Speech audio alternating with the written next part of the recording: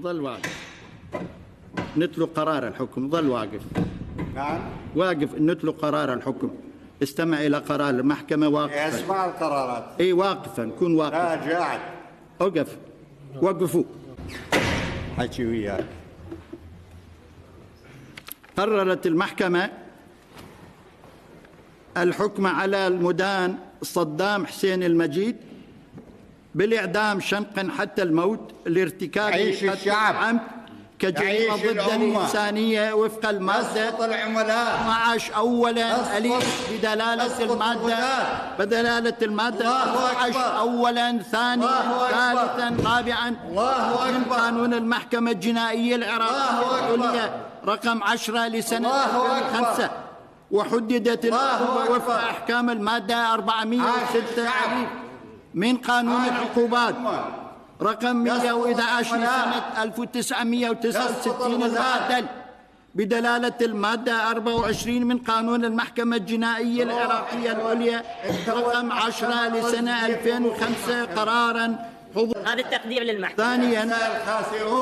ثانيا الحكم على صدام حسين مجيد نحن أهلها بالسجن 10 سنوات لارتكاب إبعاد السكان أولا دال بدلالة المادة 15 أولا ثانيا ثالثا رابعا من قانون المحكمة الجنائية العراقية العليا رقم 10 لسنة 2005 وحددت العقوبة استنادا لأحكام المادة 421 من قانون العقوبات رقم 111 لسنة 2020 من قانون المحكمة الجنائية العراقية العليا لسنة 2005 قرارا وبالاتفاق. كل الذين انحرفوا.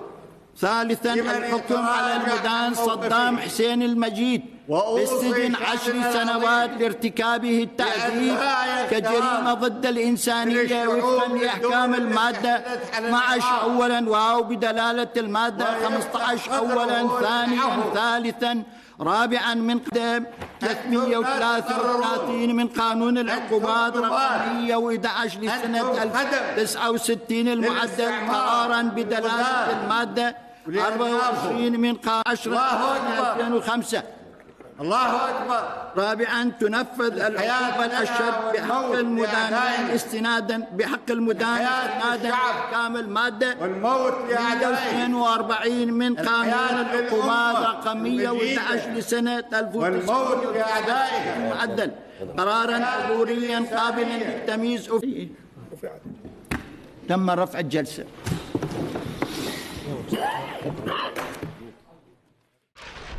Cross our hearts and hope to die. By these 50 countries, differing so much in race and religion, in language and culture. It is a big idea, a new world order. Well, I know they're lying. They tricked me once, but they're not going to trick me twice. The time is now.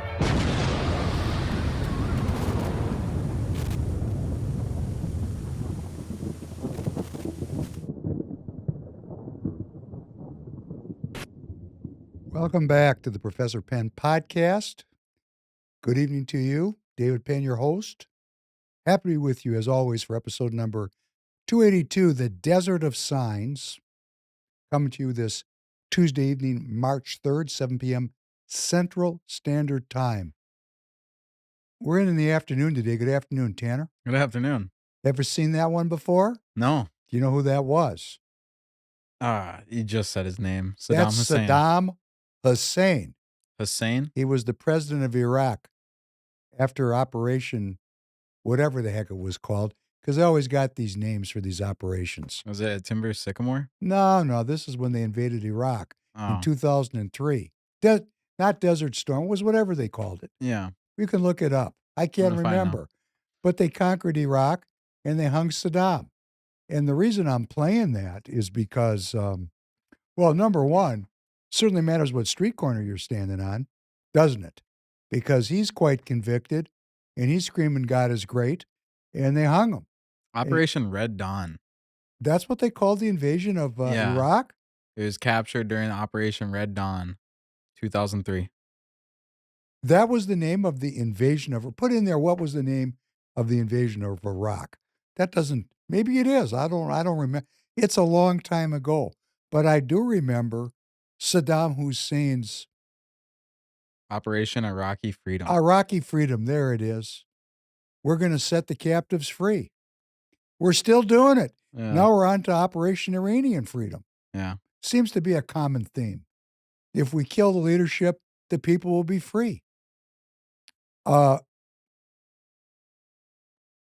played that Saddam piece, and for the people that are going to somehow think I'm a Saddam Hussein supporter, I'm all too aware that I could not be in a room with Saddam Hussein and come out the other side. Most likely. I'm not a Saddam Hussein supporter. I'm playing this solely to demonstrate that if you have some thinking that this is going to go easy on us, that it's going to be quick and easy, no, it's not. These people are convicted, and they are sure we're evil. And, kind of like the Democrat socialists, we all kind of agree on the diagnosis. We just don't agree on the course of treatment. Mm. I mean, they're looking at the materialism of the West, the demoralization of the West, the lack of faith in the West, the sexual immorality in the West, the drugs in the West, the imperialism, the colonialism, the killing, the dependency on a murder machine, the dependency on vaccines, which Muammar Gaddafi said first make the disease, then make the vaccine, the best business in the world, and he's dead. The diagnosis is the same. It's the solution to the problem that we're fighting with. And I'm in no way aligned with Saddam Hussein. I'm playing this solely for people to recognize the Fox News crowd, which, I know there's people in my audience that listen to Fox News. Man, have you watched any CNN or Fox News this last weekend? No. No, I probably haven't watched them in years. I tuned it in. I mean, it's glorious. Glorious. I mean, it's like watching football where people are really getting killed. Yeah, I guess truthfully, I've seen clips because I sometimes like a Fox News feed or a CNN clip will come through. I don't know. There's 1 billion Muslims. They suffered the ravages of colonialism. They've been divided and ruled over for several hundred years, maybe 300 or 400 years. And they're trying to get organized. And they're just simply not going to be allowed to get organized. Now, you could say it's an Israel deal. You could say it's related to China. There's a lot of ways to look at this war. But all I want to bring for an opening bid is this is not going away, and this is not going to be easy. We're going to talk about that a little bit tonight. Here's a great one. As you know, Target.com. We're in the tire business. You can buy your tires from Target.com, and the proceeds thereof will go to fund the operations of Free People Radio. The price is right. We put them on right by your house. But we have to import tires because I'm going to tell you 9 out of 10 people that come to Target can't even think about affording a major brand tire. We went through that on your vehicle. Yeah. Right? Yeah. You could have spent 3 times as much. Yeah. We talked about it, didn't we? We did. Because I'm trying to pitch American-made products. And what did you say to me? Yeah, I could only get what I can afford. There you go. Yeah. That's what happens when you have the ravages of the Federal Reserve for over 100 years. The value of your money is such that you have to import. But I import tires from overseas. And I got an advisory from a true globalist organization. My steamship company, CMA-CGM. It's a French company. Dear valued customer, considering the evolving security situation in the Middle East and the restrictions on maritime traffic through the Strait of Hormuz, CMA reiterates that the safety and security of its crew members is its foremost priority. As a result, CMA continues to take all necessary measures to safeguard its vessels and protect customers' cargoes, including the following immediate measures. All vessels inside the Gulf and bound to the Gulf have been instructed with immediate effect to proceed to shelter. Passage through the Suez Canal has been suspended until further notice, and vessels will be rerouted via the Cape of Good Hope. Customers will be contacted as soon as we have more details of the possible alternative ports where their cargoes could be discharged. This decision is dictated by safety considerations and is made in compliance with our bill of lading terms and conditions. We thank you for your understanding and continued support of CMA CGM Group services. Can I translate that for you? Break it down for me. The price of international ocean cargo is about to skyrocket. Yeah. Yes, and it was lower than it's been in 20 years because, President Trump is tinkering with the system, and we've had many years of inflation. You're not going down to Walmart with a full pocket on the weekends and buying unnecessary things, are you? No. Neither am I. Can't afford it. Yeah. Time to fix things at the house. No time for replacement. No money for replacement. So when there's not much volume, the price sinks down. And what a great benefit for CMA and all the rest of the international cargo carriers, the International Brotherhood of Globalists, because the price is going to go up 5 times if you're in Europe. Oh, yeah. War benefits a small group of people famously, and the rest of us pay for it. That's just the way it is. And I can go through a lot of permutations, and we did it. By the way, 5 days a week, if you didn't get the word, which probably this audience did, Royce and I have started a morning drive time show live stream. Go to Rumble. If you don't have Rumble, go to the App Store, download Rumble. When you got Rumble on your phone, 5 days a week, 7 a.m. to 9 a.m. Central Standard Time, look for the channel Free People Radio. And we're live stream 5 days a week, and you can call in. It's a call-in show. Are we having a fun time doing this? It's pretty fun with the call-ins. It is fun. It's pretty fun hearing from the fans, the different voices, hearing them from different areas. Who's the guy from Kentucky that called? Mitchell. Mitchell. That guy's a good guy. I know Mitchell's last name. I'm not going to mention it, but yeah, how about AR-15 from down in Texas? AR-15, dude. AR's awesome. No, they're all cool. We got a lot of characters coming in here, which reminds me of one of my favorite movie lines from Pulp Fiction. Yeah. Mr. Wolf at the end said, "Just because you are a character doesn't mean you have character." That's a great line. Anyhow, we'll talk about this as we go through the podcast tonight, what's going on, because there's a lot of things going on, and people want to reductionistically get things down to this is the reason it's happening. Nah, things happen for many reasons all at once. I do think the base case is we're at war with China and President Trump is cutting off their oil. I really think that's the base case. People are going to say, no, we're going to blame it on the Jews. It's the Jews. And it may very well be. This is what we call in politics aligned interests. Aligned interests. And I know full well that there's a lot of people in this audience that do not like the Zionist influence over our government.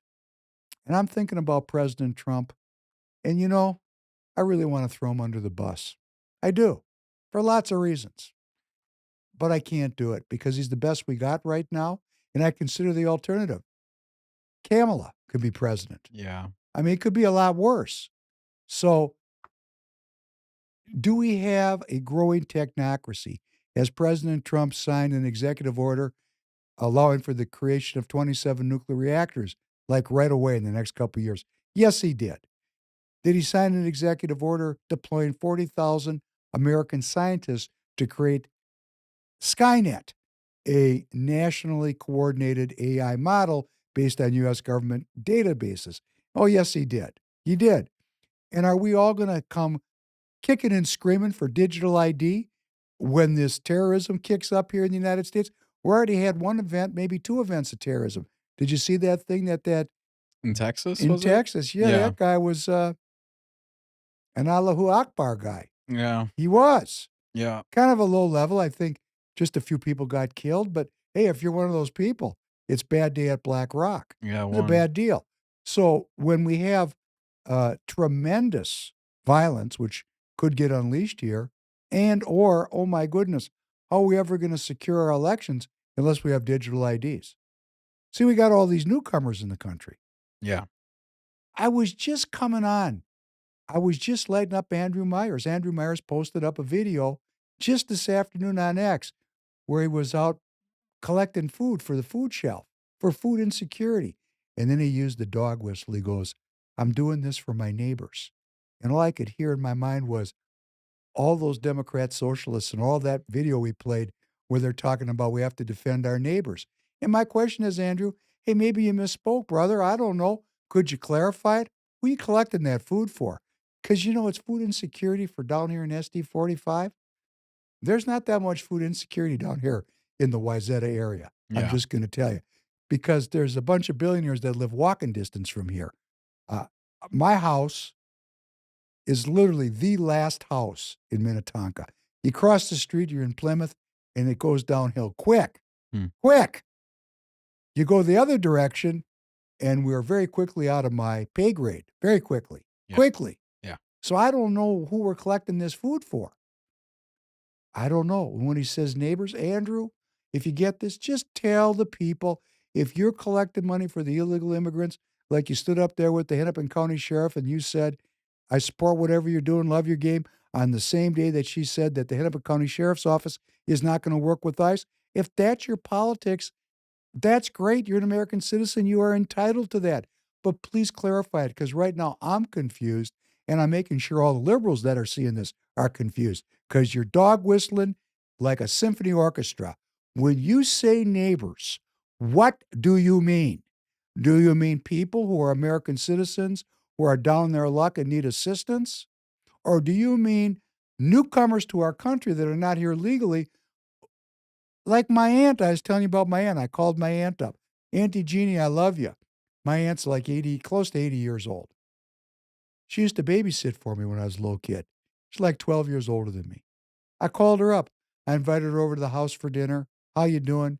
And the first thing she said to me, before I could get my gun out of my holster, so to speak, she said, how you doing, Auntie?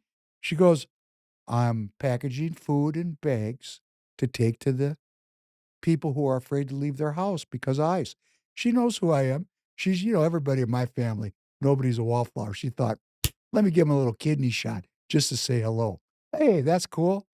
That's cool. See, is that what Andrew's doing? Maybe they're on the same team. Maybe they're doing it together. I just want Andrew to tell us.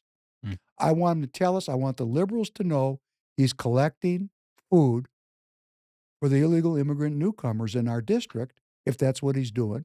And then I want all of his MAGA base members to know that. I don't want him to straddle the middle. It's just too political for me. It's not that I'm mad if he's doing it. He's entitled to do it. In fact, those people need help, okay? There's something very noble about that, actually. Yeah. We need to feed them before we deport them. We don't want them to starve them to death. We're not Nazis after all. Yeah. Right? Because that's what the Nazis did. They starved the people. No, we want to take care of people while we deport them if they're here illegally. Like if you're a Chinese American citizen and you lied to be in this country. You lied because you're a spy. I want you arrested and deported because you lied. Don't you think that that's reasonable? Yeah. Doesn't mean I want you to like starve and go through No, hell. we don't want to shoot you. Yeah. Come on. We just want, hey, if you want to change these laws, go to caucus, get involved with the party, get involved with your candidates, get involved with your elected representatives, and work to change the laws. Because if we're going to give up on law, let's just say when we give up on law, what law prevails?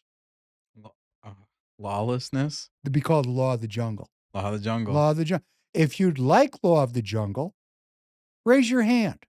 Maybe you're up for that. I'm getting close to 70.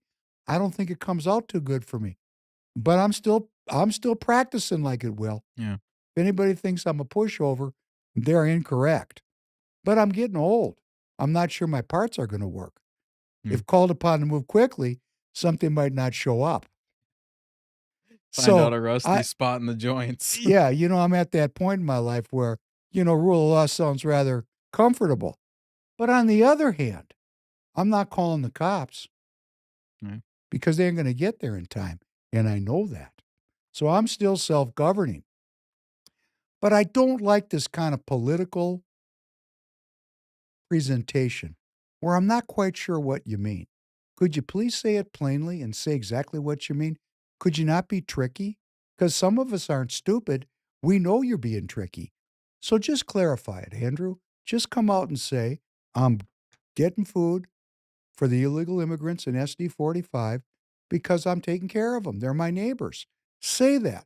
And then the next question will be, do you think that President Trump's deportation agenda is something you support or deny? Because see, he's coming up to be elected here again. He's got to get elected in 26. And here's the word. I was talking to Walter Hudson on Minnesota Speaks because we got a lot of gun control proposals in this session of the House. Wow. What timing, too. You want to know what the proposal is? Are you ready for this? Huh. If you got more than 10 in the clip, it's 5 years. What? That's correct. If you have more than 10 rounds in the clip, let's forget about the so-called assault weapons. Let's just talk about a very nice concealed carry weapon like a Hellcat. It's a very good gun. It's beautiful. It's really easy to shoot. Nice gun. 13 in the clip. You know, if I had 13 in the clip, that's 5 years in the big house. Yeah. And then you got to ask yourself, who are they going to come visit? Because in the legislation, as it was proposed, the police can just enter your house warrantless just to check on your weaponry. That's Isn't that another nice? thing that they want to add? Yeah. Oh, well, I'm just telling you that. Hey, when you're going for it, why don't we go full-blown Nazi? Why not? Yeah. I mean, you know, it's going to go until there's pushback. And I was on a Minnesota Speaks with Walter Hudson, a friend of the podcast.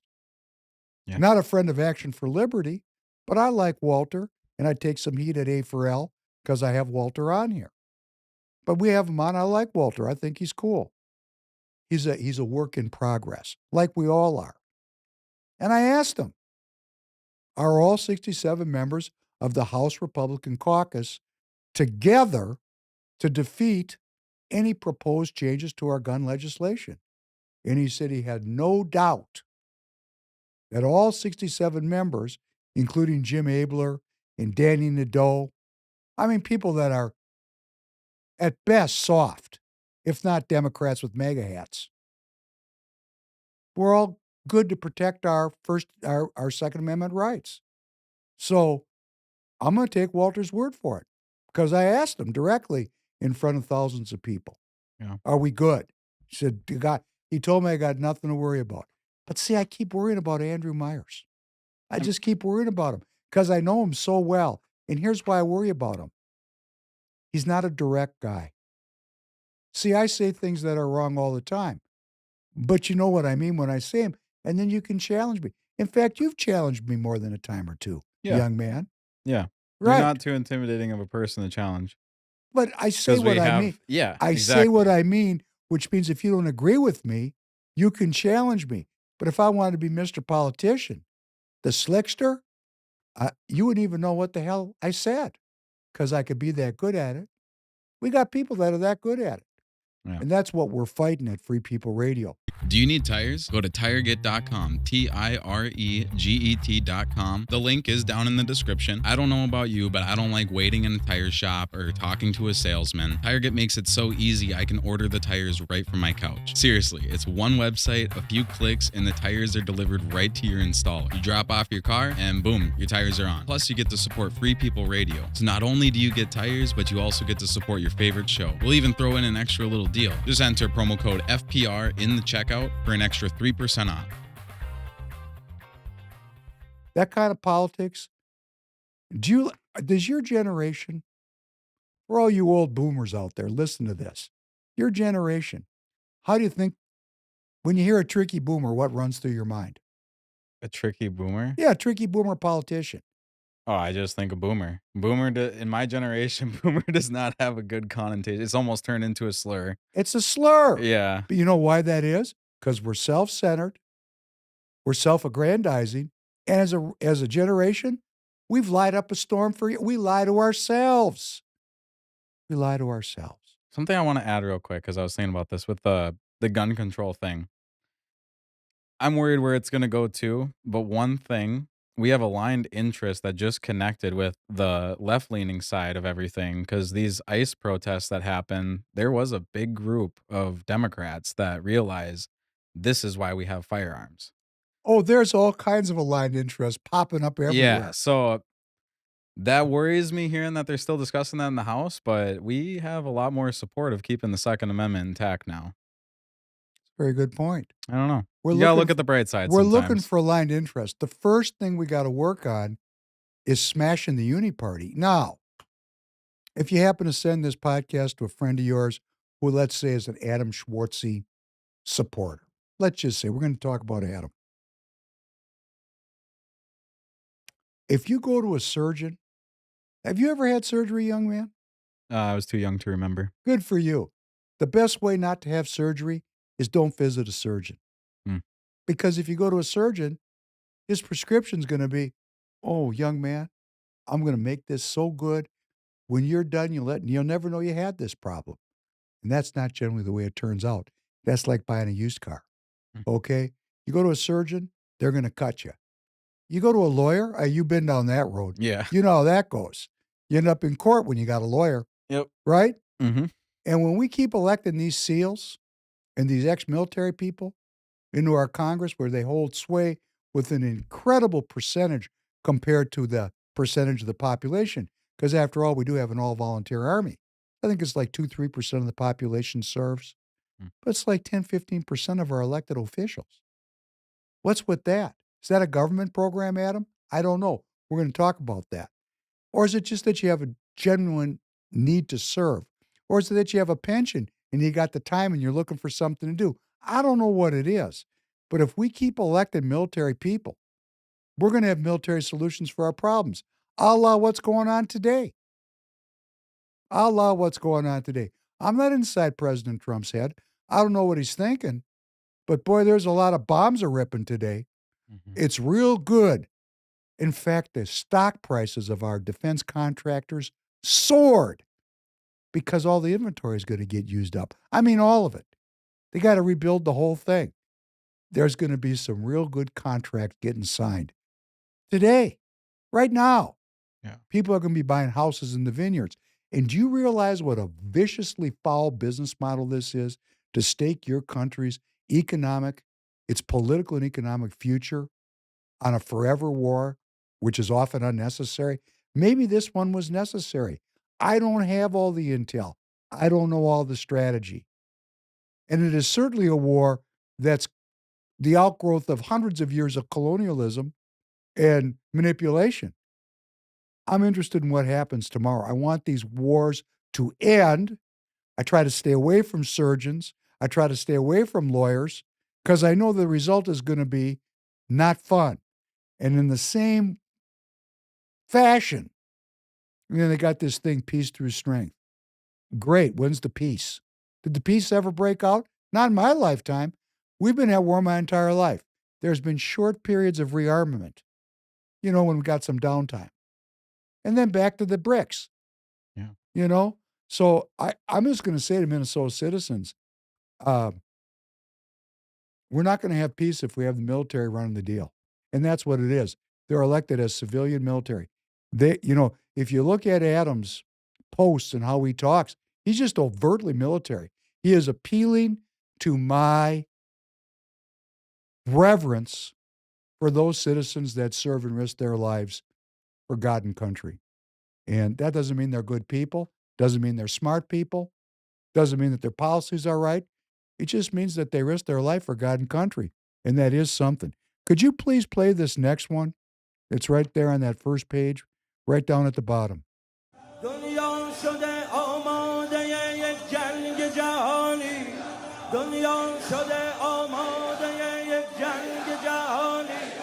فریاد شیاطین جهان خار یهودی بیرون زده از حنجره شاه سعودی بیرون زده از حنجره شاه سعودی تکفیری و وهابی و داعش شده همدست اینها همه زیر سر شیطان بزرگه تا روح خدا در دل این خاک دمیده تا روح خدا در دل این خاک دمیده دشمن به خودش یک شب آرام ندیده دشمن به خودش یک شب آرام ندیده کم کم همه جا میرسد آوای حسینی بین المللی میشود این ارث خمینی آرام و قرار همه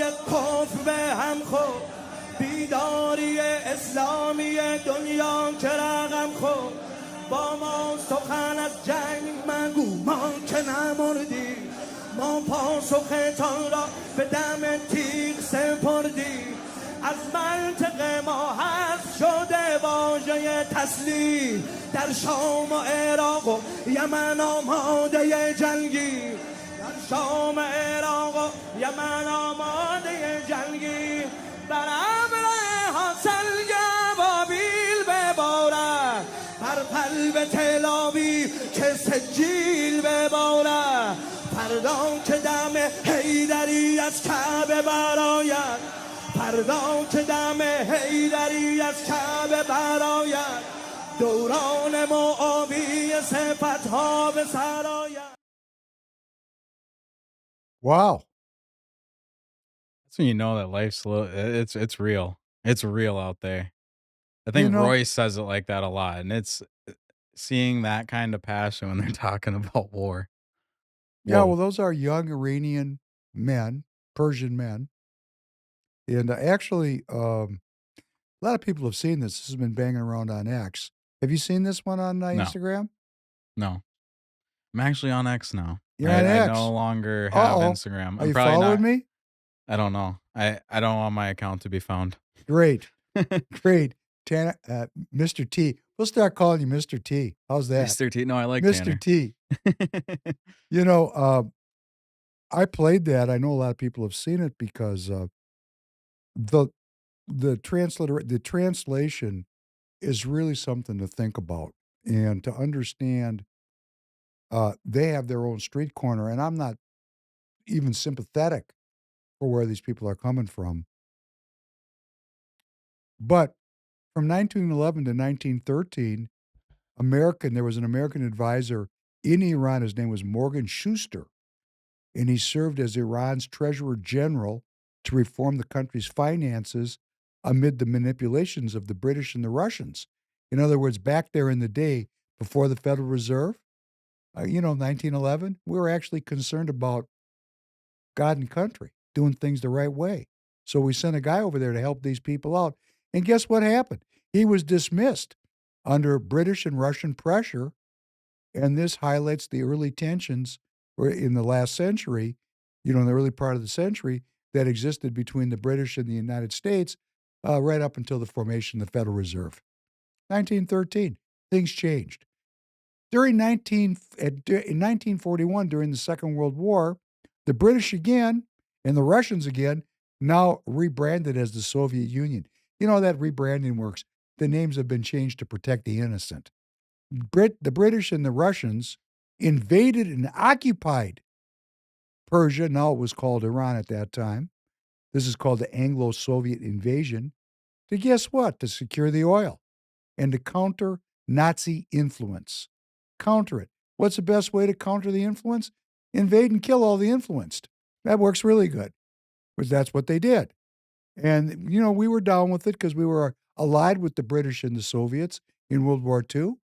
And we were involved in forcing the abdication of the Shah, Reza Shah, and he abdicated and his son was installed. That would be the Shah of Iran. The Shah. 1951 to 1953, somehow after the Atlantic Charter. The Atlantic Charter, remember we talked about the Atlantic Charter a lot, where President Roosevelt forced Winston Churchill to give up the colonial empire and said that all people were entitled to self-determination? Yeah. The Atlantic Charter was a big deal. If you want us to support you, you're going to have to give us your empire. That's what they said to him. And, they got their own democratically elected president. No shahs, no kings, no empires, no invasions. They had their own guy. His name was Prime Minister Mohammad Mossadegh. And he was a kind of a Western-leaning dude, but they didn't take care of him right. So he decided, because it was a bad split on the oil, to nationalize what is now known as BP, British Petroleum, BP. And that prompted a lot of, don't mess with the money, right? They mess with the money there. So the United States and the United Kingdom jointly orchestrated what is now known as Operation Ajax. It was a coup in 1953, overthrowing the democratically elected prime minister of Iran. Kind of a watershed event in the history of the country. Yeah. Kind of like if our elections are not right? I mean, if you don't have secure elections and if you can't keep the people that you elect in the office for their term, you don't have much of a thing going on. You're kind of in trouble. So the Iranians remember this. Did you know that we overthrew the prime minister of Iran? Yeah. I talked about it here. Yeah. I think that I don't know the names and everything, and I'm always, or I could be wrong on a lot of them, but learning a lot about all the countries that have fallen around there, I just assume that every single one was overthrown by us. Like some regime change completely. Well, because there's money to be had and there's the Suez Canal to protect. And then when they stuck the Jews in there just for an insurance policy.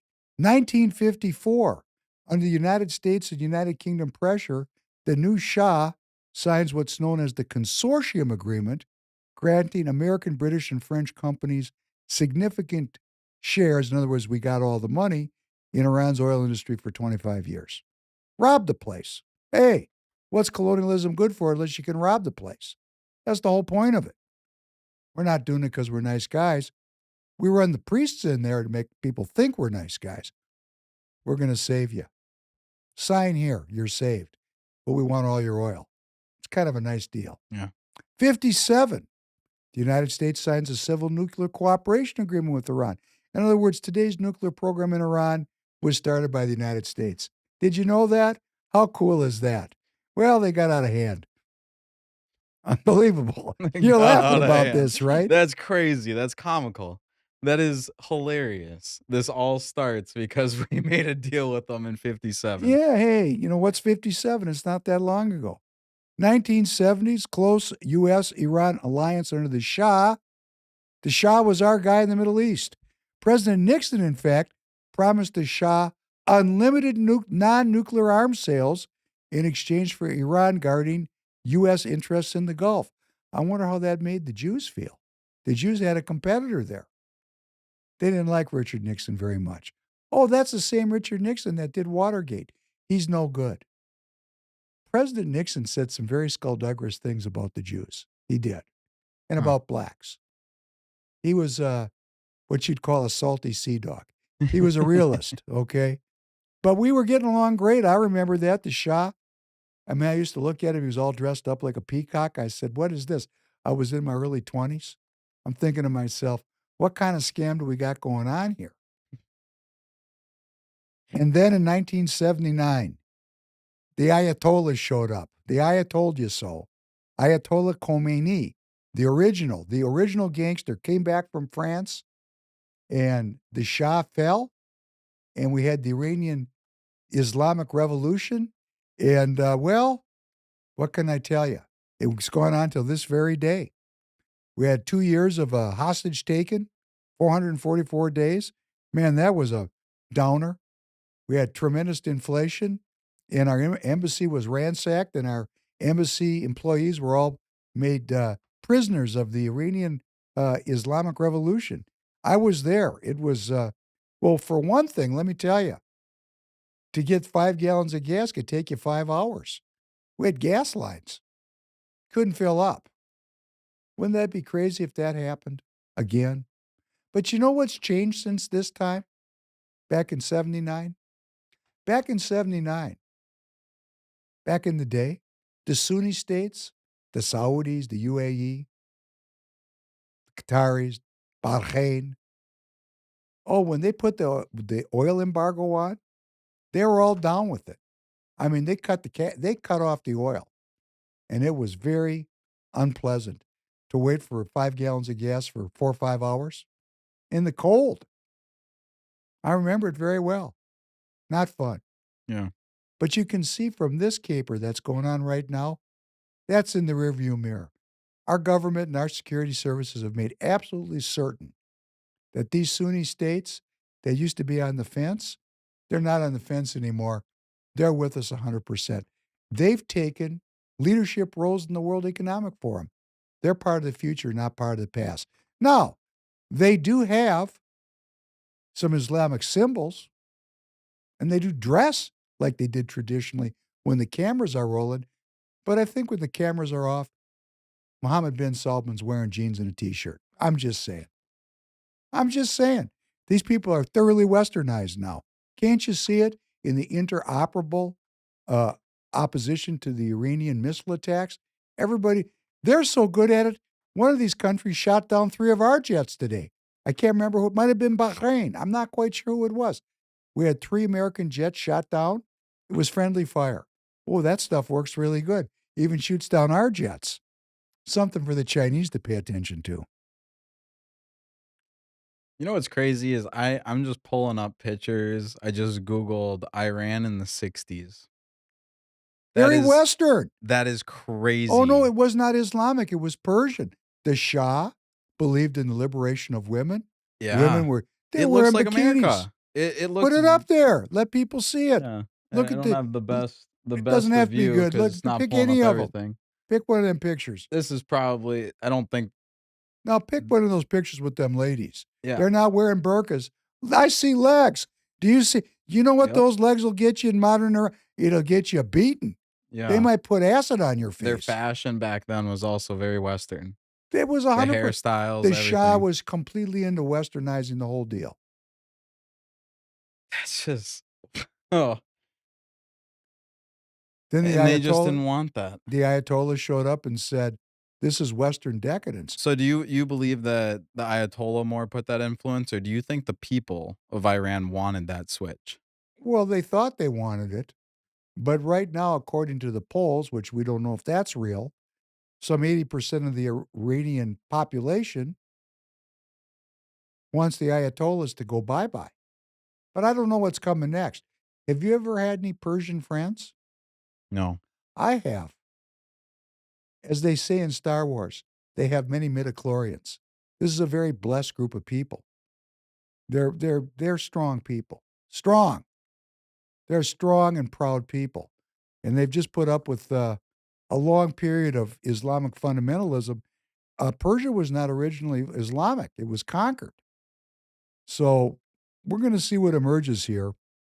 Because right now, it's a jump ball in Iran. That is for sure. And why I have is much, and I have to be frank on a personal basis, I could never get along with Persian men. Very arrogant.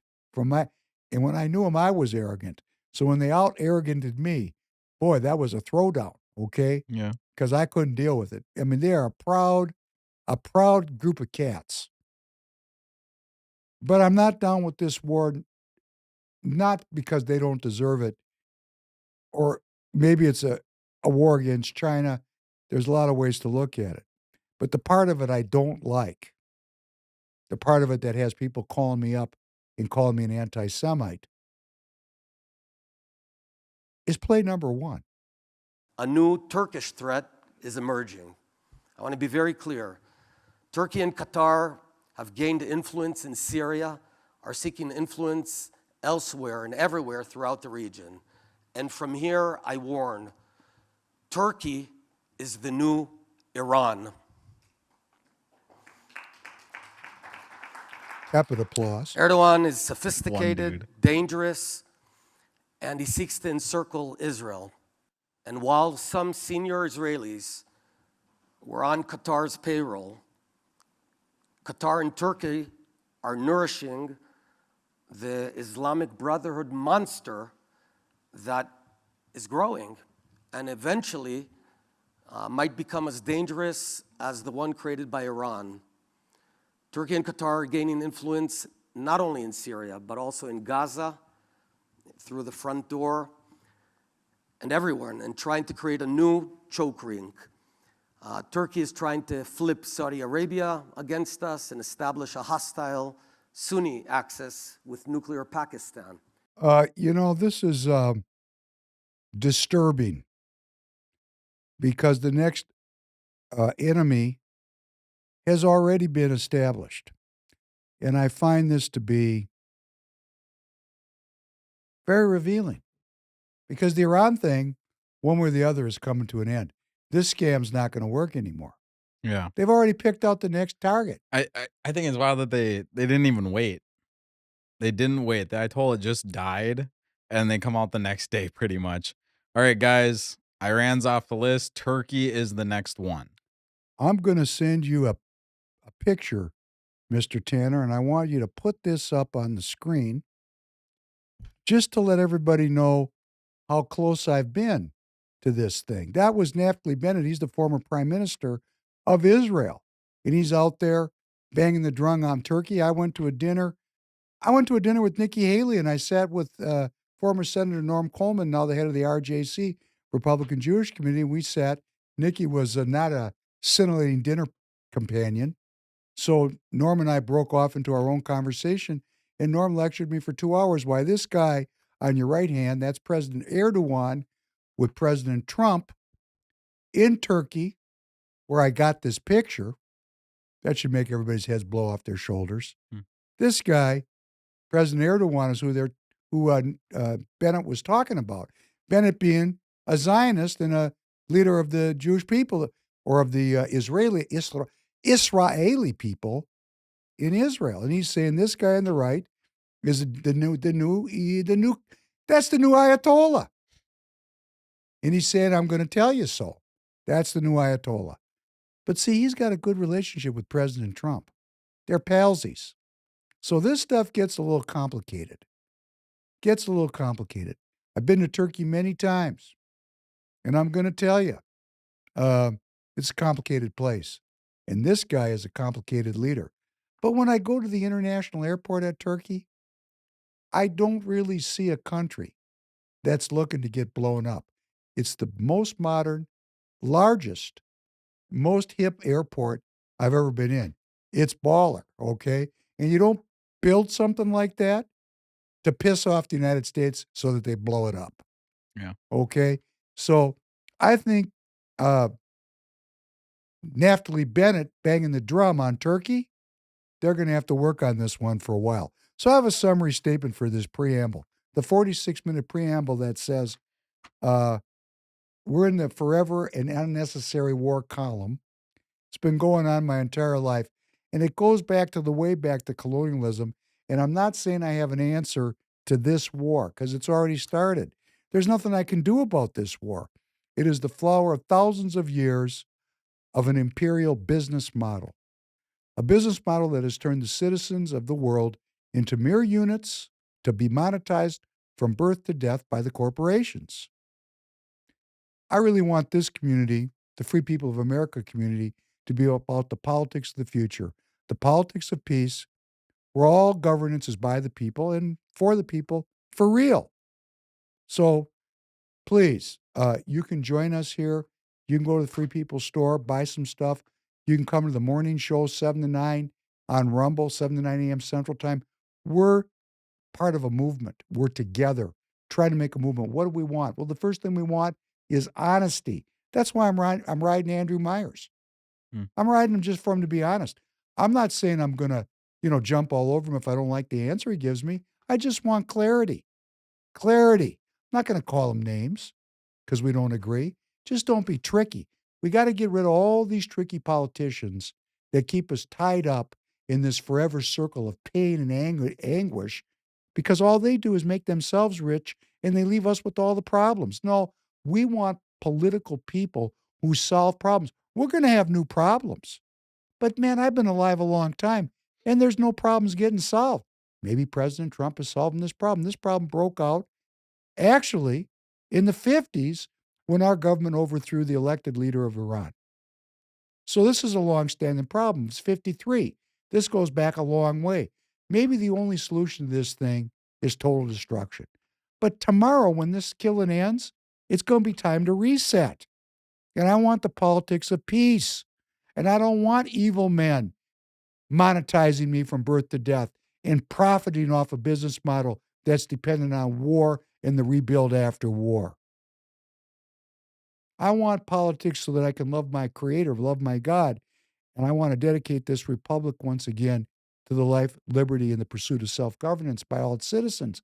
And if we don't get off the couch and do it together, it's just not going to happen because we're getting these dudes in here now like Adam Schwarze. And he's got support in the Republican Party of Minnesota, which is not a surprise because he's a SEAL. He's got that SEAL brand going for him. In fact, put up this picture, Adam. Put up this picture. You see that picture? Kind of looks like he's going to jail, actually. Looks like a prison picture. He doesn't look like a happy guy or a nice guy in that picture. It's a bad picture. But I can't get my face to look like that. That's a very serious face.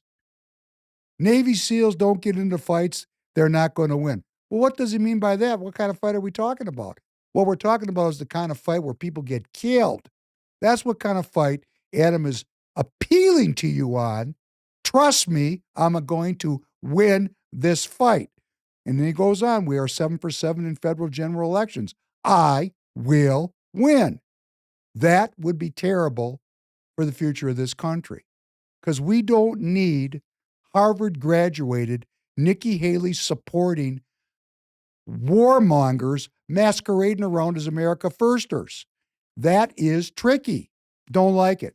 Now, I'm not going to say, and I say this every time this comes up with Adam, I'm not going to say that Adam couldn't have a baggage drop and change who he is. I know I did. And that's the whole point of politics, is to persuade people. And I've asked Adam directly, what do you think about this caper in the Middle East with Israel? He goes, I don't support it. And I said to him, go up to the microphone and tell the 600 people in the room that's how you feel. Well, that wouldn't be good electoral politics. He's just like Andrew Myers. I don't like that. I much prefer people saying Royce White is unelectable because he tells you exactly what he means. See, we know what we're going to get. We're not going to be confused if somebody says, oh, there's not going to be any unnecessary wars. No more forever wars. Up, we're in another one. How'd that happen? See, I want people to follow through on what they say or make the case why it's changing. And the case that the Israeli people want us to fight Iran for them is not a good enough case for me, and I'm Jewish. Now, if you made the case where we're in an existential fight for this country with the Chinese and we're cutting off the oil, I'd like to say that I'd be open to talking about that, but nobody's said it so far. Maybe President Trump thinks we're too stupid or too weak to deal with the truth. You know, like in A Few Good Men, you can't handle the truth. I'm going to tell you, we better learn how to handle the truth because these people are playing with our lives and we can lose our lives in these kind of games. Could you play at the end of this audio file? We're going to find this spot. Been in an event with Adam, and I love him just like I love Royce too. I love what he does. I just think that their techniques and their tactics and their strategies are totally different. And I just happen to support the way that Adam's going to do it. He's probably the most promising candidate for that district. I hate to say it. No, actually, I don't hate to say it. I'm proud to say it because Stop I've it, watched please. him at work. So here's what happened here. There was a spy in Minnesota. It's not a spy, but this guy was there in Minnesota Speaks to watch it for Minnesota Speaks. And I had said something about Adam, and I think my feeling is he called Adam, and Adam showed up out of the blue, which was great. He's here all that.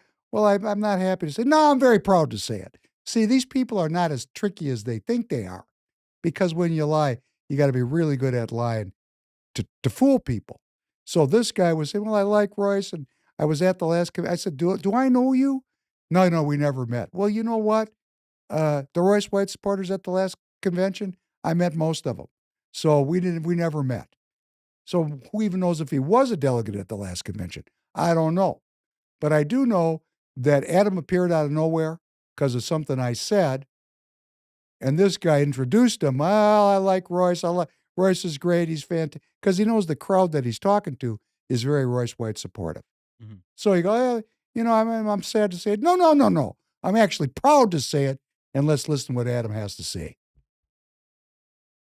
And I think he works very hard, and I think he's going to get there. He has the best chance out of all the candidates in Minnesota right now. Adam Schwarze has the best chance of bringing a W to Minnesota. Hey, Adam, request a mic if you want to speak. I just need to make a quick reminder here. It is 10 o'clock, so if it's okay with Minnesota Lady, we'll keep going. We'll keep the space open, but she does have to work. We have to be respectful of her time and her ability to earn a living for her family. However, I don't have to work tomorrow, so I'll keep it open. I just I have to run somewhere, so I'm hoping it doesn't cut out. Hey, Minnesota Lady, have you tried to invite Adam Schwarze? I'm pretty sure I've tried to reach out. I'm not sure Okay. if Yeah. We'll work on getting him into your Thursday evening space. Sounds At good. 7 o'clock. Okay. go ahead, Adam. You got a mic. Yeah. Oh, I guess you don't have a mic. I think I'm live now. Am I not? Oh, there you go. Yep, there you are. Okay, go ahead. Hey, how's it going, team? Out in Twitter space, this is only, I think, the second or third time I've ever actually jumped on a live convo. I was just checking my feed because I was amped up about the United States women taking some gold by beating the pants off the Canadians in our national sport of hockey today. And then I happened to hear David Penn living rent-free in David Penn's mind forever. Stop, please. So he's making... No, Adam, you don't live rent-free in my mind. I'm a political pundit, and I'm commenting on what I'm seeing happening here in Minnesota. You're just another paid professional to me. The world's full of people like you. Good luck to you. Get the rent-free thing. That's getting to be kind of a hackneyed phrase. We're commenting on the political scene for the benefit of the people that listen to us. And I try to be as even-handed about it as I can be. Please continue, Mr. T. Some interesting persuasions about me making money off my dead SEAL brothers, which is abhorrent and just not true. But I'm happy to answer any and all questions on the net about my fundraising because, as No Quarter brought to light, is I've been campaigning for a year now. Grassroots campaign. I've never wavered in my commitment to upholding the people's choice with the endorsement. I fought for the endorsement up and down ballot because first as a Marine and then as a Navy SEAL, we only win when we fight as a team. So have been fighting for the grassroots, the endorsement the whole time. I'm clearly not the DC establishment candidate. I am not being supported by the NRSC. I'm not being supported by the DC elites. Stop. I've never taken Stop. Actually, Adam has been thrown over by the DC elites who have brought on Michelle Tafoya because they wavered in their support of him. Actually, I can testify, I personally heard Adam at several events say that he had met with the NRSC seeking their endorsement and that he was planning on getting the endorsement of President Trump or was seeking it. So actually, when you start talking about seeking the NRSC endorsement, no, you got nothing to do with the grassroots. You are now part of the machine. You're taking the money. Okay, I'm just trying to tell it like it is, Adam. You can say all you want that you're part of the grassroots, but as soon as you seek that money, you don't care about the grassroots. Now, the fact that that money may have forsaken you for reasons unbeknownst to me, that's no never mind. You went after it. Now, here at Free People Radio, we truly survive off the support of our fellow American citizens. We don't get any money from BlackRock. We're not seeking any large investment. We're seeking you to buy some tires or go buy some T-shirts so we can keep the lights on around here. We're in this together. This is a movement of citizens that are coming together to save the republic from the paid professionals who work for the most disgusting human beings on this planet, who it seems like their spare time is spent abusing young children. I'm not making any connection between that and Adam, but I am saying that who the NRSC works for, it's the same people. So Adam did go after it. Of course, now that they've rejected him, he's forgotten about it. I remember, because I will testify, I was there and heard him bragging about it. And he was bragging about it in a way in front of people to say, Royce White's not going to get any of that money. And we just laugh about that because we don't want that money. We don't want that money. That's the money that monetizes me from birth to death and lives off of my suffering. I don't want that money. I want to replace those people with American citizens that actually believe in God and believe in the sovereignty of every citizen. Let's continue. A dollar from the military-industrial complex, nor Big Pharma, nor the PACs, nor Washington elite lobbyists. But I have, to the credit of a wonderful team that I've put together over the last year, raised a historic amount of money, over $1 million. And it is donors, small donors from 85 of the 87 Minnesota counties, from all 50 states in the United States of America, and all from real people. And I've done the work to do that, David Penn. I've had fundraisers in 13 states. Going there and doing Stop. Okay, now let's unpack this. It's possible that Adam has friends all over the country that put on fundraisers for him. It is possible. Who are his friends? Well, he spent 21 years in the military, so they're most likely previous or current military members who can put other military members or other military-aligned donors in rooms so Adam can go to 13 states and meet with like-minded people that want to put SEALs into the U.S. Congress. Let's continue. The work. And I think that's the difference between me and your candidate is I do the work. I build strong teams and I do the work. So for you to say Stop. What Adam is doing is the work of traditional politics, selling out to vested interests that want to see him get into the Congress. He's a 21-year member of our government, a Harvard graduate, a master's degree graduate, which he brags about all the time. Of course, Pete Hegseth just discontinued that program, saying something like, well, we used to send our military members to give Harvard a taste of what it is to be a sacred honor warrior, but what happened to our warriors is they came back globalists, so we're discontinuing the program. In other words, you can send the warrior to Harvard, and when they're there, they go all Harvard. They don't stay all warrior. And see, I don't know about Adam. Maybe he will eschew his training at Harvard now and walk up to the microphone and say, I really regret that I went to Harvard. They taught me a bunch of things that really weren't helpful. But actually, he brags about going to Harvard all the time because he wants everybody to know he's got a degree from Harvard. I mean, that's cool. But our military has discontinued that program because it has been determined that that education is contrary to the goals and aims of our current military leadership. Adam went there when the woke people were running the show, the wokesters. So I don't know. I mean, I'm not saying Adam's woke. I'm just saying let's keep it real about the analysis. We can spin these things from many different street corners. And, saying Royce is not doing the work, no, he's not doing the kind of work you're doing. He's working very hard. I'm going to testify to it. But he's doing it his way, trying to make relationships with you in this community so that a community of citizens who are not buffaloed by a bunch of signs that somebody paid for. The futility of signs, the deserts of signs. Is that what we're going to reduce politics to? Who's got the most signs in people's yards? Because that's what politics is, Tanner. You recognize that what politics is for Republicans is how many people put your yard sign in their front yard. That indicates who's electable, not what they believe, not what they say, not who is supporting them, but could they get enough money to buy radio and television time? Oh, you've got to have $20 million to run for the Senate. I was just told that this past weekend. Adam, are you going to come up with $20 million between now and the election? I doubt it. I think Royce is going to raise money $5 and $10 at a time right with you. And there's no states to go to where we're going to be greeted by a national network of supporters. You want to know why? Because the people that support Royce don't have any money. You want to know why? Because we're the people that have suffered under this 26-year abomination of war and deficit spending. And the two go hand in hand.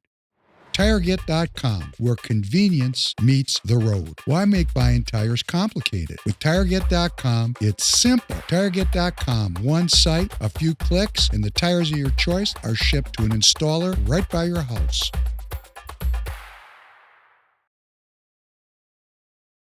You can't balance your budget when you're running an empire and fighting a war from time to time, all the time. Let's continue because I want to get to the punchline. It's an algorithm. Uh, I'm not upset about you throwing shade at me because it's interesting when I got to meet with you face to face. You say, hey, no disrespect, it's all just for show. But that's not how I live my life as a Marine and Navy SEAL. Everything that I do is actually my word and my bond and my honor. So when you talk persuasions about me raising money off my dead SEAL brothers, that does actually get under my skin. Okay, stop right there. Adam, Okay, continue it because I'm going to counter him then I'll explain it. I didn't say that, Adam. Let me correct you because you're revealing something that has nothing to do with what I said. What I said was when I followed you for the first time in my history on X, I started to get a lot of posts about SEALs and dead and SEALs that gave their life in service to country. And I think that's associated with you either tacitly or not at all. You're always talking I about think you the said it SEAL right by brand. not at all. That's the point. Is there's no I'm not paying for any algorithms. There's no fundraising that I'm doing by X fundraising whatsoever. So I have nothing to do that, No, David. I'm not talking about fundraising, Adam. I'm not. You were talking about fundraising. No, I'm That's what you're not. talking about. No, Adam, you're misunderstanding me. Please let me clarify it. Go for it, brother. I am not talking about fundraising. I'm talking about when I followed you for the first time in my life, not anybody looking for money. There was a constant barrage of posts about military members who had given their life, even some committed suicide. It was very meaningful for me, okay? But it was associated, I think, and I can't prove it, that some organization or somebody, you maybe don't have anything to do with it. I don't know. Let me just bring this to a quick conclusion. It never passed through my mind what Adam accused me of doing. It was a reveal for Adam. All I was saying was when I followed Adam on X, I started to get post after post after post about SEALs who had given their life for God and country. They weren't algorithmic posts relative to all these different military people and military matters that Adam must be associated with. They were very specific and meant to evoke a sympathetic feeling for SEALs. And I had that feeling. I thought, man, look at all this. And when I brought that to the attention of Minnesota Speaks, all of a sudden Adam showed up to do what? To say that I was accusing him of raising money off of his dead comrades? Never ran through my mind, Adam. I don't know where you came up with that. You heard that like you were guilty somehow because it never ran through my mind. I don't think about raising money. Damn, Tanner's got to wave his hands left and right to get me to talk about Target. We're not thinking about money. We're thinking about the ideas and about building a movement, an organic movement of individual Minnesota citizens to smash these people who have got a hold on this party. And Adam complaining that somehow I was insinuating he was making money off of his dead comrades. No, I wasn't. I never thought about it. What I was saying was there was an algorithm that was bringing me a lot of posts. And guess what happened since I brought this up? Are you ready? Not a single post. Stopped. Stopped. Went to zero. I don't know why. I have no idea why. But my point is, Adam's awfully reactive. Awfully reactive for a man that wants to be in the U.S. Senate. And he's got a military history. And as I'm going to keep saying, and Adam, you may have a baggage drop and become the greatest peacenik, since Peter, Paul, and Mary. It's possible. But you're not selling me on it. I'm looking at what you say, what you post. A frontline fighter. You never lose. What did you say here? Navy SEALs don't get into fights. They're not going to win. What does that mean when you win? What does winning mean for a SEAL? So I don't like the rhetoric. And I know many Minnesota citizens relate to this. And I know about 10 or 15% of Minnesota delegates that are in the party are veterans. And I am certainly not impugning anybody's service. No, don't go there. I don't have those kind of feelings.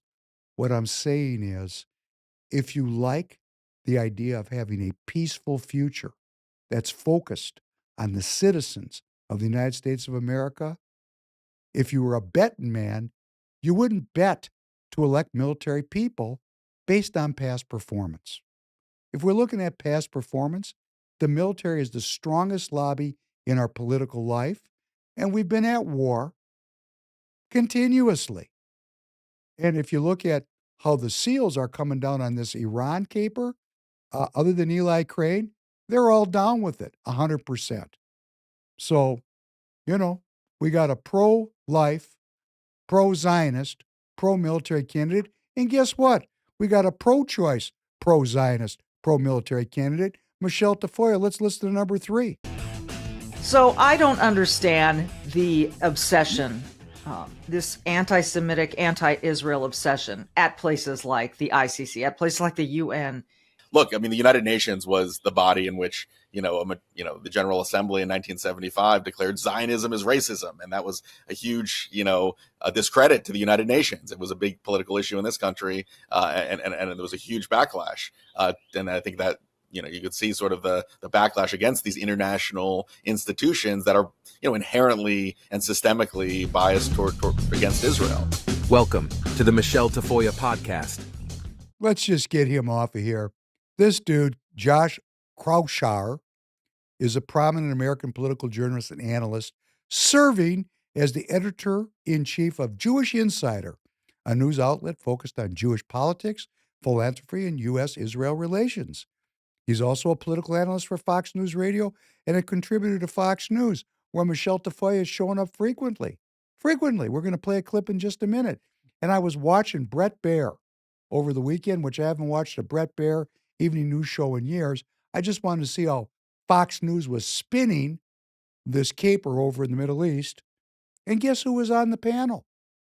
Josh Kraushaar, noted Zionist, editor-in-chief of Jewish Insider. And I mean, if you're America Firster and you're Republican Party of Minnesota, and you spend any time with young people, most of you probably don't. I do. And you ask them, hey, Tanner, how do people under 30 years old feel about Israel and our continuous involvement in Israel? Yeah, we don't give. Oh, you're going to have to censor yourself. Yeah. No, nobody cares. Nobody cares. Would you like to see our support of Israel continue into the future? No. So if you're voting for candidates coming up downstream now that you're a delegate, how are you going to feel about candidates that are all tied up promoting Jewish programs? I'm not voting for them. You're not, are you? No. And that's me personally. That's me speaking for myself. I will not be voting for someone that talks like this, at least. If there is a clear argument of why we're doing something with relation and you can lay out the argument to me, I'll listen. But yeah, if you're like the way they shell for it, it's well, you don't have to scratch very deep. He's also, he got to start as a political editor at the National Journal. And you don't know what the National Journal is. No. And you don't know what Atlantic Monthly is either, do you? No. Well, these things matter. Atlantic Monthly, the National Journal, these are the output of a company called Atlantic Media, an American media holding company founded by David G. Bradley's acquisitions in the late 1990s and 2000s. Bradley is still the owner of Atlantic Media. He sold his majority stake in Atlantic Magazine. Boy, I think somebody very intense bought that stake, too. I think it's Jeff Bezos' ex-wife, as a matter of fact. But, not sure. Having said that, Atlantic Magazine is exactly what it says it is. It's an Atlanticist, globalist magazine par excellence. It's one of their most important journals, along with the Journal of Foreign Affairs and the Wall Street Journal and the New York Times. I mean, this is where these people go to get their information, like Morning Joe on MS Now. Yeah. This is where the Atlanticists, the people that are sold out to the British imperial business model, we now call the rules-based order. It's a rebranding. It used to be called colonialism. Now it's called the post-World War II Democrat Liberal Order. That's why these Iranians are so pissed off. They were a victim of it. That's why Saddam Hussein got hung, because Iraq was a victim of it. No, I'm not saying I'm agreeing with these people. Because, when bad things happen to you and you go psychopathic and you start killing people as a matter of course, I'm not supporting that. So stop with that. I'm just saying there's a reason why the world is the way it is. And Michelle Tafoya is telling me who she is because this guy would not be appearing. If I called this guy up and said, would you please come on Free People Radio, Josh? Hey, we're both Jewish. If I spoke to him in Yiddish, if he knew it, you know what? He wouldn't come on because he checked me out like I checked him out. He'd say, I'm not going on with that Penn. He's an anti-Semite. Yeah. That's what he would come. You know why I would come to that conclusion? Because I question what is the United States doing embroiled in the Middle East, verily all these many decades. What is my family getting out of it? What is my country getting out of it? And like me and millions of other Jewish people think, what are the Jewish people getting out of it? Because we don't hegemonically support this program. They make it sound like we do. They definitely make it sound like we do, but we don't. There's a lot of Jewish people that question it a lot. However, we are a minority. The Jewish people that question the Zionist project are a minority. I get so annoyed that it even we start talking about Israel and then it's always gets connected with Jewish. And I understand that's predominantly Jewish, but when I say I don't want to vote for someone that is pro-Israel, that's not me saying that I wouldn't vote for somebody that is saying they're pro-Jewish. Does that make sense? I just hate that we've gotten I think we need to work on this more because what the Zionists want to say is if you don't support the concept of Greater Israel, which is expanding the borders of Israel into Syria, Lebanon, Egypt, all the way to Iraq, the biblical borders of Israel. Yeah. If you don't support that, you know what you are? You're an anti-Semite. I mean, come on. We're going to have to work on this until we can all laugh about it. When we get to the point about laughing about it, because it's so preposterous, that it'll all be a lot easier for everybody here in the United States. But I get a lot of anti-Semitic pushback from Jewish people that call me anti-Semitic. Yeah. And all I'm saying is there, about half the Jews in Israel are not good with the way things are going. Yeah. They make it sound like they are. Mm-hmm. But what choice do you have? The missiles are inbound. What are you going to do? Say, hey, I'm not down with this. No, you're heading for the shelter. I mean, you don't have a choice. You have to participate or it's your ass. But I just want to show you between Adam, and let me just say this, Adam, if you're listening. I don't know. I can't prove that you're lying. You remind me of Andrew Myers. Your truthfulness does not ring true to me. I don't believe you.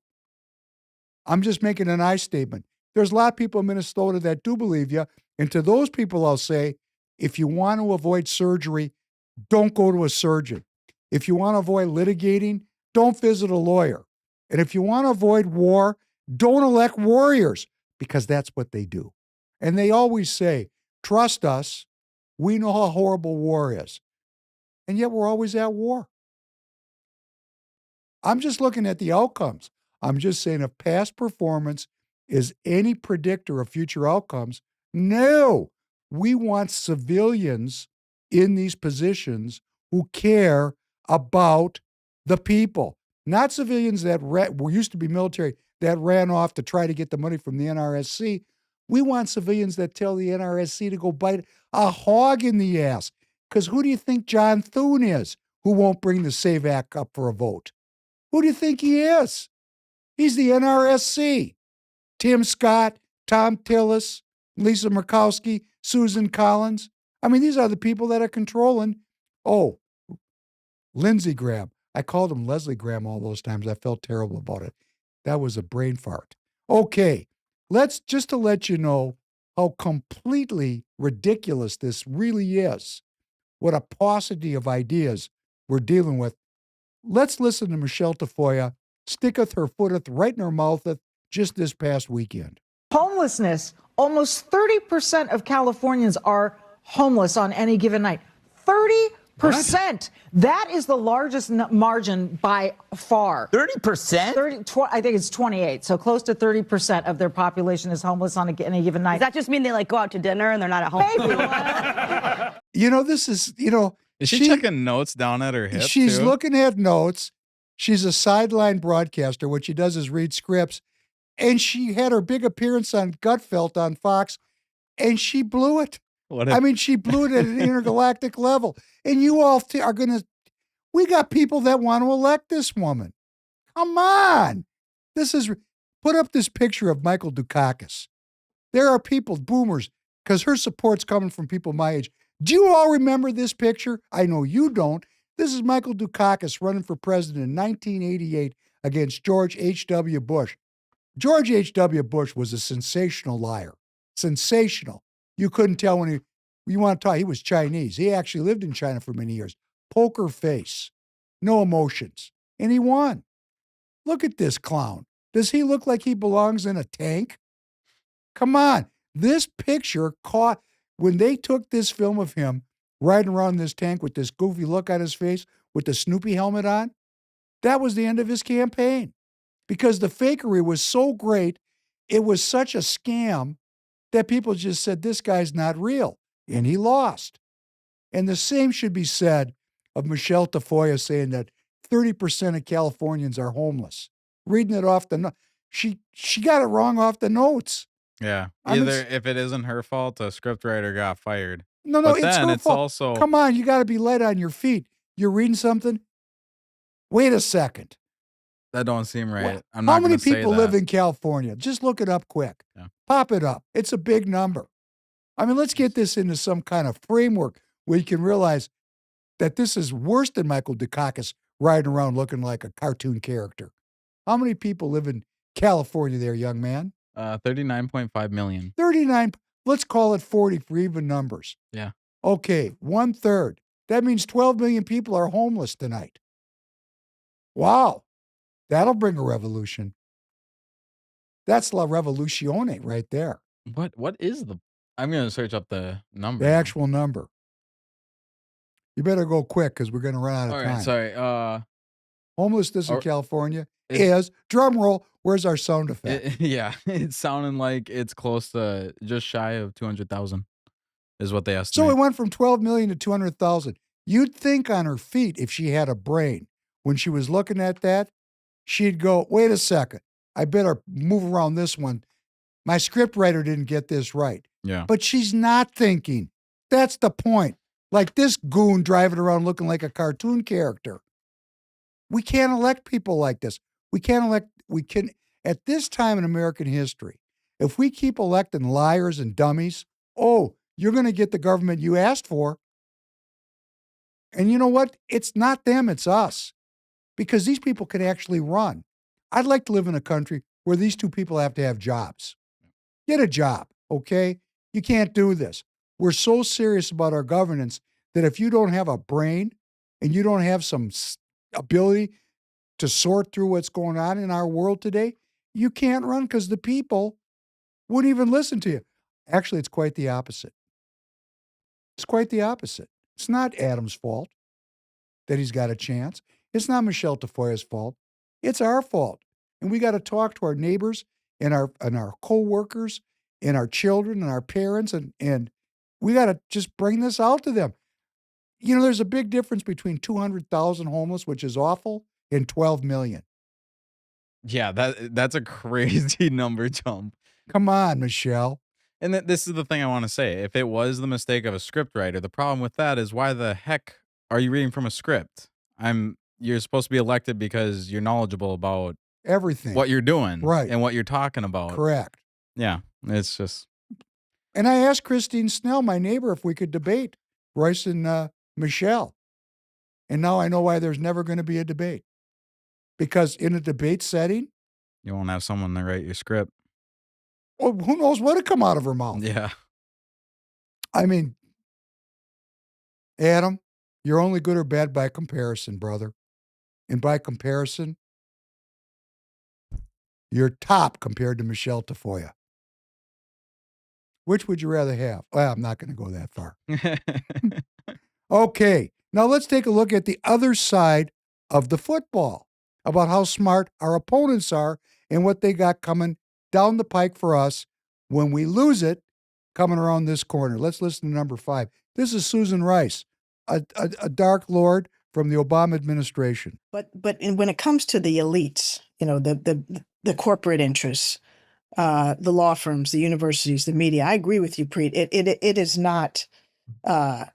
It's not going to end well for them. For those that decided that it was, that they would act in their perceived very narrow self-interest, which I would underscore is very short-term self-interest, and take a knee to Trump. I think they're now starting to realize, wait a minute, this is not popular. Trump is not popular. What he is doing, whether on the economy and affordability or on immigration now, is not popular. And that there is likely to be a swing in the other direction. And they are going to be caught with more than their pants down. They're going to be held accountable by those who come in opposition to Trump and win at the ballot box. And I can tell you, Preet, as I talk to leaders in Washington, leaders in our party, leaders in the states, if these corporations think that the Democrats, when they come back in power, are going to, play by the old rules, and say, oh, never mind, we'll forgive you for all the people you fired, all the policies and principles you've violated, all, the laws you've skirted. I think they've got another thing coming because, just like when Trump thought, okay, I'll redistrict and the Democrats won't have the guts to play hardball. They're going to be surprised. Democrats have had a bellyful, and we're not going to play by, the old set of rules when these guys are playing by a very different set of rules. We're going to play by the law, but we're not going to violate the law the way they do, but we're not going to be suckers. And so I think, whether you're a law firm, whether you're a university, whether you're a media entity, whether you're a big corporation, whether you're big tech, you need to play a long game, not this short game that has been so detrimental. There will be an accountability agenda. That's Susan Rice, and she's laying it down, isn't she? Did you hear what she said there? We're on the list, bro. She said media outlets. Yeah, you better bet your you better believe it, okay?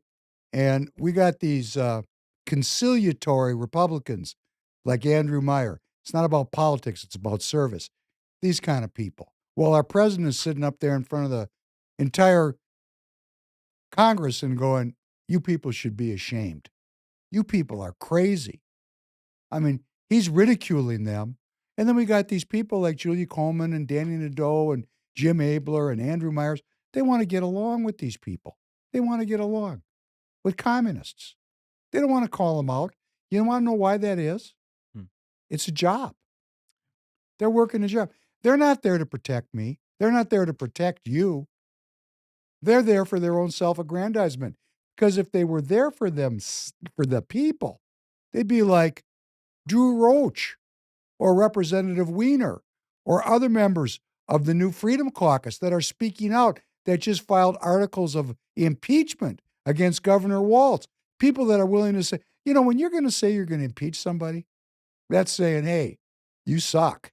Yeah. Right. You know how excited I was scrolling my X and then I saw some news article about that and I just saw Roach and Wiener standing there. I was like, hell yeah, you guys. I don't know. I saw a picture of them. They'll be calling in regular to the morning show. Remember, 5 days a week, Monday to Friday, 7 to 9 a.m. Get Rumble on your phone. Look for Free People Radio. You can call in. This is called building a community. It doesn't matter when we win. We're going to win. That's the attitude I have. I'm not saying we're going to win right now. I don't know when we're going to be blessed to win. But we're going to win. And we're going to win together. And we're going to win without money. We're going to win with ideas and with people. A real change. Not fake change. Real change. Then we got people like Walter, who's sitting on the fence, right? He's not part of the Freedom Caucus, but he doesn't want to give up the grassroots. He told me when we were on the radio show together, he came in with the Tea Party. Walter is a secret radical. I'm hoping at the end of the day, it's going to be just like when Darth Vader threw the Emperor down the shaft at the end with Walter, because he's keeping all of his options open. He needs our support. Listen to Walter get down to number 6. You know, we got Susan Rice telling us that when they get back into power, they're coming. We got all these collaborators. Julia Coleman walked by me at the Carver County Convention. She knows who I am. She was nice to me. I'm thinking to myself, you're nice to me? Man, I gave her a pass because, you know, I don't care. But see, if I was an elected official, the way I've rode her, I'd have walked right up to me and said, what's wrong with you? I would just no, she gave me a smile. Kind of gave me sprinkled some pixie dust on me. You know? No, Julia, you need to get up in people's faces and yell at them because what they want to do is take my guns away. Are you a solid no on any gun legislation? I don't know. Come on in and tell me about it. I'll be very respectful. And then there's Walter. Listen to Walter get down to number 6. This is what we need from every House and Senate member here in Minnesota, and I don't care if the wheels come off the wagon. Play number 6. People like Renee Good and people like Alex Preddy put themselves in harm's way. They did what you Point of order, Madam Speaker. Point of order. Personality is not allowed in debate. We are not going to allow you. We are not going to allow you to impugn community members who have been murdered by the federal government. How dare you? That is shameful. People are being kidnapped, not detained, not arrested, kidnapped. Rhetoric like that, and the stance that your party has taken from top to bottom, from Governor Walz all the way down, that there is no legitimacy to federal authority is nothing less than insurrectionist rhetoric. And that is why, take your moment. I got mine. Take your moment to digest that. Look it up. The number of lawyers that are laughing at me right now. Do you understand how the Supremacy Clause works? Do you understand what insurrection is? It's the undermining of federal authority. January 6th, thank you so much for bringing that up. You guys went on and on and on about that for what, 4 years? Yeah, it's still celebrated as a holiday on your side of the aisle. One riot on one day. It's an attack on democracy. You ran an entire election on it. For months and weeks on end, we have had the top law enforcement officer in this state, the governor in this state, the mayor of Minneapolis, and many of you actively undermine federal authority when it comes to immigration law. And acting upon that rhetoric, people like Renee Good and people like Alex Preddy put themselves in harm's way. They did what you Point of order, Madam Speaker. Point of order. Personality is not allowed in debate. We are not going to allow you. We are not going to allow you to impugn community members who have been murdered by the federal government. How dare you? That is shameful. Get down, Walter. Yeah. Where are the rest of you? Don't leave Walter hanging out there by himself. Where are the rest of you? Come on. I don't care if the wheels come off the wagon. We got nothing to lose. We have to persuade people. You know, who knows who's going to emerge as the great persuader? We got the great unmasker. Now we need the great persuader. And what we need to persuade Minnesotans, which allegedly, according to the polls, some 80% of Democrats and Republicans alike believe that we should have some kind of identification program for people that are going to vote, that this, you know, early voting, anybody votes thing, you know, trust us, it's all good in the hood. This thing's not working for most Americans of either political party. And we got this SAVE Act going on, which is passed in the House, which is going to create the conditions by which voters are going to have to prove they're American citizens. And, you know, there's this, we're putting up these great barriers to vote. Yes, we are. Yes. And I'm going to tell you the way I think about it, which is a little bit different than the rest of the folks. Because the whole sentiment is everybody should vote. We should make it easy for people. No, we shouldn't. Voting is a sacred right. It's the cornerstone of our republic. It should not be easy to vote. It should be difficult to vote. If difficult means getting a birth certificate, I mean, I'll run right there and get a birth certificate myself. or a passport to prove that I'm a citizen. It seems like a very reasonable request. And I would add on top of it, because a lot of people would take that and then they would assume like, oh, you're trying to limit voting for certain people. And this is how I think of it. I think that being able to vote should be more difficult, but having access to the education should be even easier, because then there's no excuse for someone not to be competent enough to vote. I don't know. Maybe everybody that's a little cheeky can of me. get a birth certificate. Everybody. Yeah. What we're saying is that voting has so little meaning that the citizens don't have to do anything to prove that they're citizens. That's how bad, this is how far citizenship has fallen.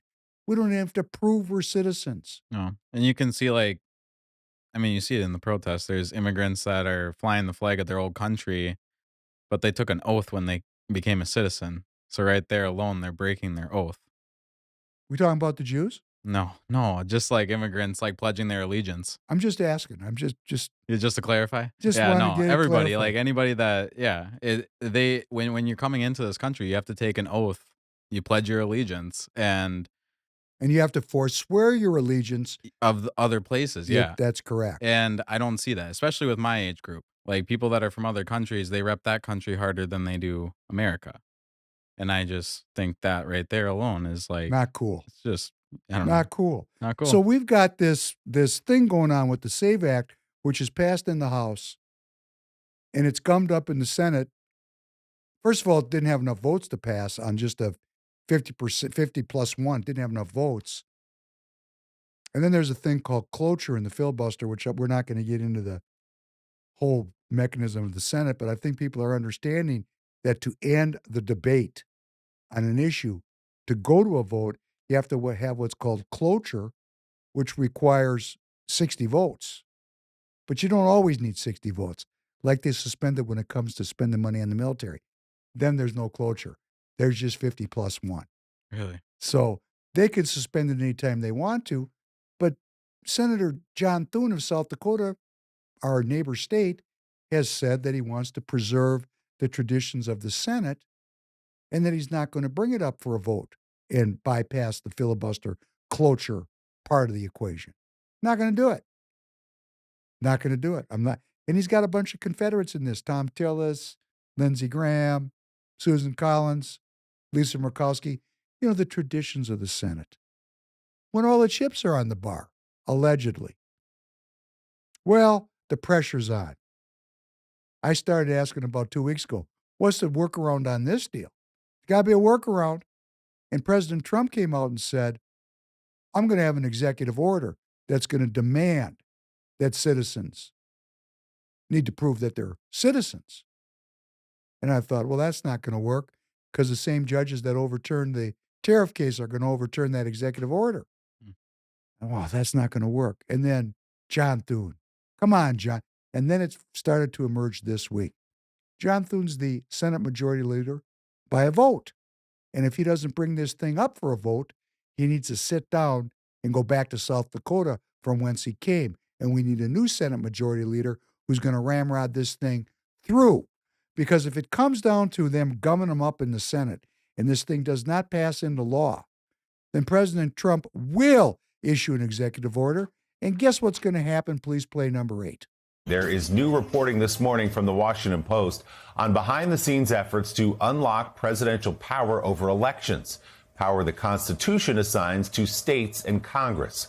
According to the Post, pro-Trump activists are circulating a draft executive order alleging Chinese interference in the 2020 election, of which there is no evidence, according to the intelligence agencies, and using that false premise as a basis to propose a national emergency to expand presidential power over voting, such as banning mail-in ballots and voting machines. The Post reports measures in the proposed order include requiring hand-marked and hand-counted ballots, as well as re-registration ahead of the midterms with proof of citizenship. Let's bring into the conversation one of the lawyers who stopped the president's last election-related executive order in court, the co-founder of the Contrarian on Substack and executive chair of the Democracy Defenders Fund, Norm Eisen. Norm, good morning. It's great to have you here. So you have called this idea, quote, unconstitutional and insane. So effectively, it is what I laid out, which is you claim that there was Chinese influence in the 2020 election. The intelligence agencies have said there was not, and therefore declare an emergency over this election, thereby unlocking all this presidential power to change the way the vote is counted, to change the way that people vote. If you can just walk through some of the dangers of this and why you say it's insane. Thanks, Willie. And what's really going on here is Donald Trump and his allies are terrified of the blue tsunami that is gathering, with Democrats having won or outperformed by double digits in about 247 of 277 races over the past year. And so they're trying to make it more difficult for people to vote. There was no Chinese hacking of the 2020 election. 2021 intelligence community assessment found that the Chinese were ready to do it, but they didn't. Donald Trump has no emergency powers over elections, Willie, just as the Supreme Court struck down his supposed emergency powers over tariffs. He has even less here. And both in Congress and with this executive order that has been circulating for some time, Donald Trump has threatened he would take executive action. The goal is to set up barriers to voting. It would make it more difficult for people who have changed their name because they got married, for students, for those who don't have passports or other documentation. And Willie, the worst part of all this, these hurdles that are being erected needlessly, is that no one votes illegally in our country. Studies over and over again, including by the conservative Trump-supporting Heritage Foundation, have found that there are so few incidents of this that over the past, over a 2-decade period, there were just a couple of dozen out of tens and tens of millions of votes. So we went to court at democracy. I guess the bid and ask is pretty wide here. I got to ask what he was just finishing on, because I just want to remember this. That Heritage Foundation study, it only accounted like 23 of the states? No, this is a whole different reference. I'm not sure of the Heritage Foundation study. It brings up the good point that I should look it up. Yeah. Because the Heritage Foundation is allegedly conservatively aligned. But when you hear the word foundation, you think money. Yeah. And when there's money involved, easy to get corrupt. But the bid and ask is pretty wide, because we got half the citizens that think, I think 80% of Republicans think the elections are corrupt. And, you know, we just don't have a congruence about this issue. And I'm going to be very frank. I would like to see the thing adjudicated in a court of law, because I'd like to see dispositive evidence. I don't like a lot of assertions that are not widely supported through a communal review of evidence. But let's just say, for conversation's sake, two things. That number one, there's not that much election fraud. Yeah, Let's say he's right. The Heritage Foundation study he's talking about was done in 2016. Okay, 2016. So that's kind of unfair to when the influx was in. Okay. Okay, you know what I'm saying? Yeah. Okay, thank you for that. Was quick. Didn't take you. You No. see how quick you can find it for yourself if you just dig around? Yeah. And once they get everybody hooked on that, then what you find is going to be a lie. We might already be at that stage. I'm not sure. But my point is, let's say there's not a lot of election fraud. Just posit it. But we got half the people that are up in arms about the issue. If you really wanted to restore community, you'd throw those people a bone and change the election laws. Because if you're not cheating, what difference does it make? Yeah. Right? Yeah. I mean, we could have early voting, but you got to have a birth certificate to prove you're a citizen, whatever the workaround would be. But if we're going to have social solidarity, but this is just like abortion and a woman's right to choose and right to life. It's just a wedge issue that people are raising money off of it like crazy.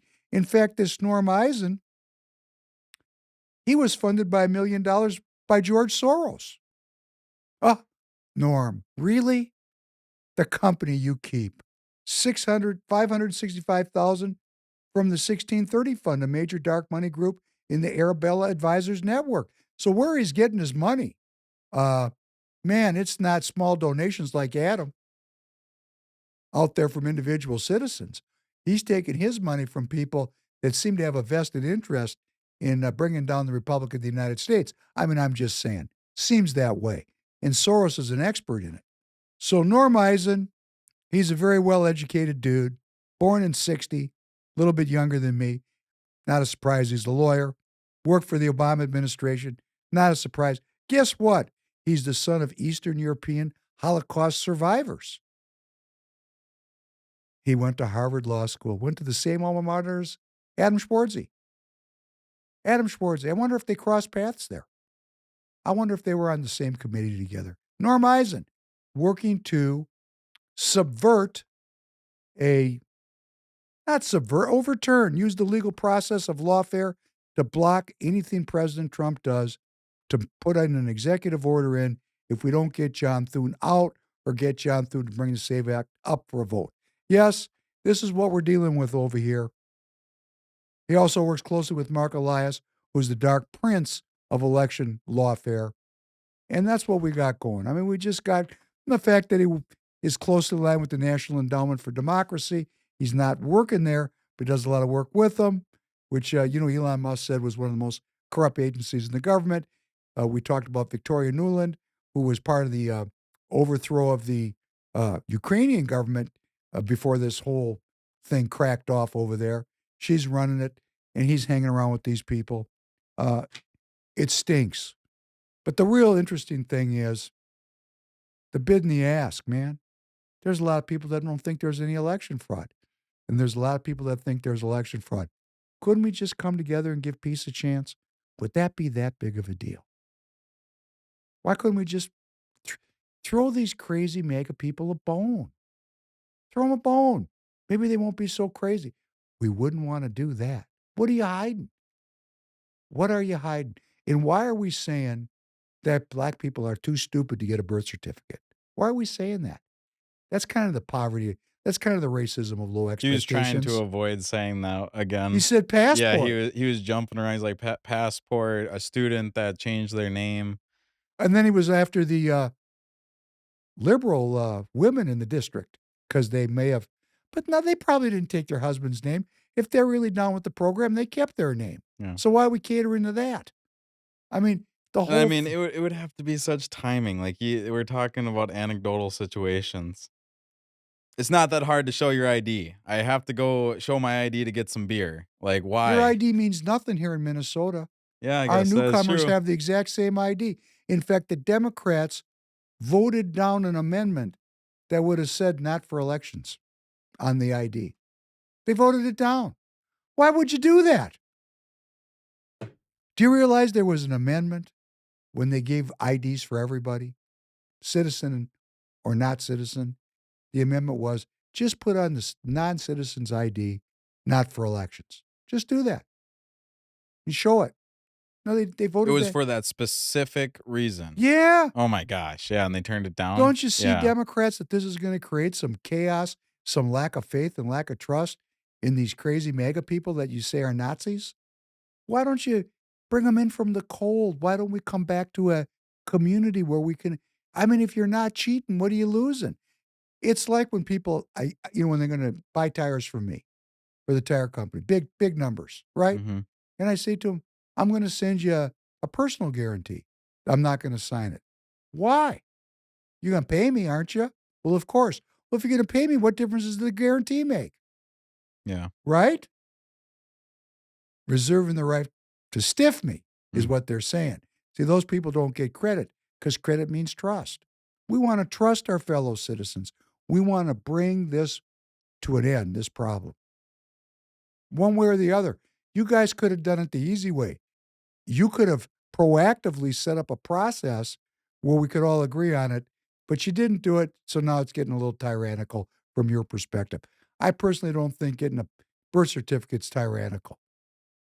Do we have to pay to get birth certificates from the state? Maybe it costs $5. Yeah, I think there's a processing fee. Waive it. It's now for elective purposes. Waive it. No fee. Yeah. That's very simple. All right. I'm getting used to this 5-day-a-week thing. I'm not myself. I hope to be myself again someday soon. Our schedule for the podcast is once a week right now. Yeah. Till we can squeeze out twice a week if we ever can again. I'm on 5 days a week. Please come over to Rumble. Come over to Rumble. Come over to Rumble. Free People Radio. Go to Target. 25% if you need tires. Go to the Free People store. We're starting to make a move here. Yeah. We're starting to make a move, and we're searching for truth, and we're not going to sell out. We're doing this because we love our God. We love our country. We love our fellow citizens. We want a community of people that love themselves and love each other. And we're only going to get there by rooting out the liars and the professionals. That kind of goes hand in hand. On that note, thanks for joining. Look forward to seeing you in the morning. Come on down. You can talk to me. Please come on in. Yeah. Join us on Rumble. Join us on Rumble. That's right. Thank you very much, everybody. Have a good night, everybody.